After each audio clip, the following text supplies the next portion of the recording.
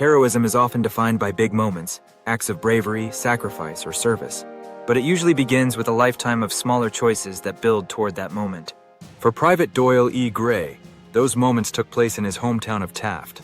Born on October 25, 1924, to Mr. and Mrs. Clifford Gray, Clifford a welder for Richfield Oil, Doyle E. Gray grew up next door to Taft Union High School at 618 Woodrow Street. Doyle was raised with a strong work ethic and a deep sense of service, shaped in part by his musical talents and his upbringing in the Taft Seventh-day Adventist Church.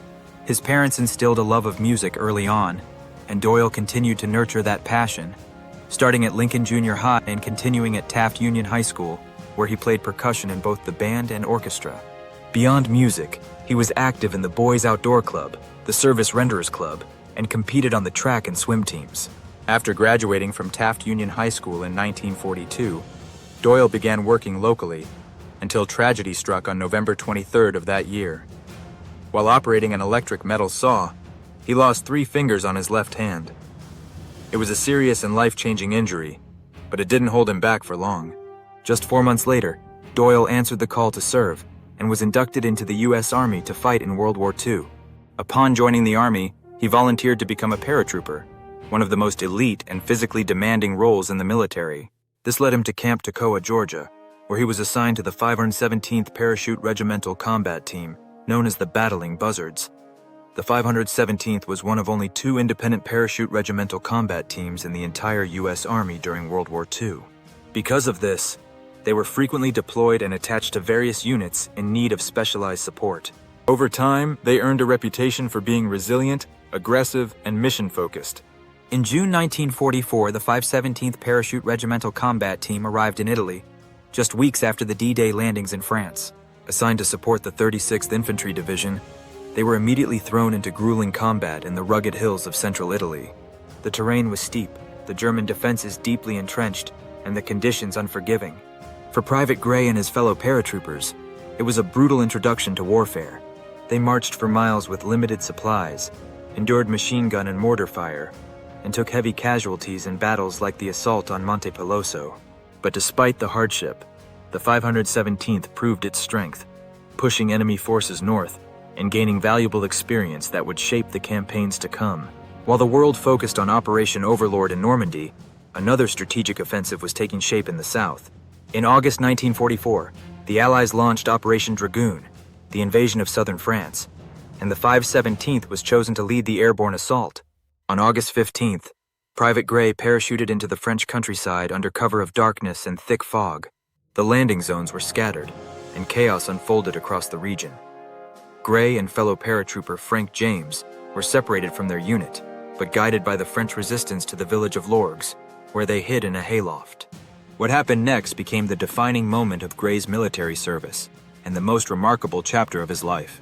Working alongside the resistance and a small band of paratroopers, Gray and James helped secure the surrender of 300 German soldiers, including troops operating 88mm guns, anti-tank weapons, and machine guns.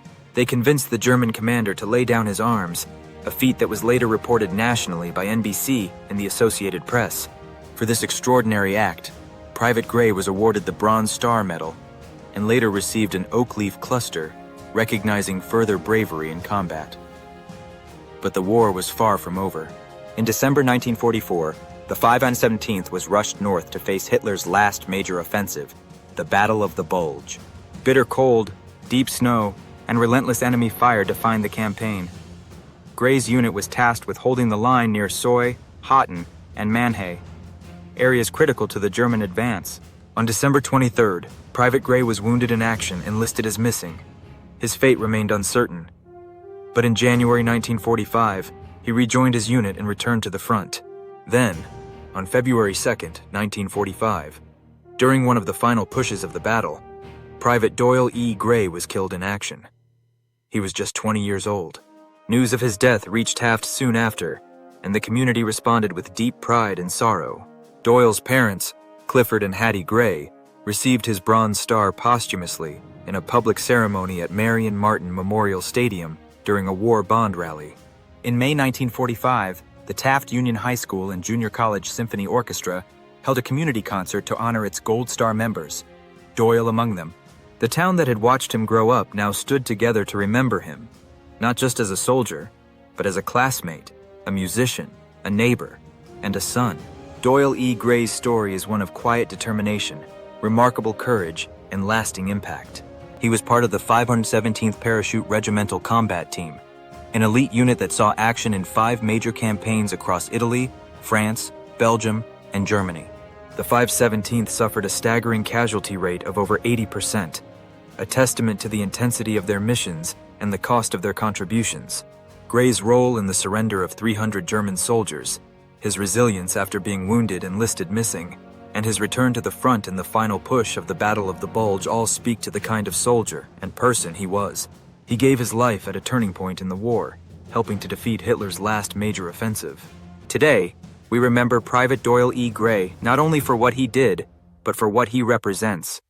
A Taft High alumni who answered the call, stood for something greater than himself, and helped change the course of history.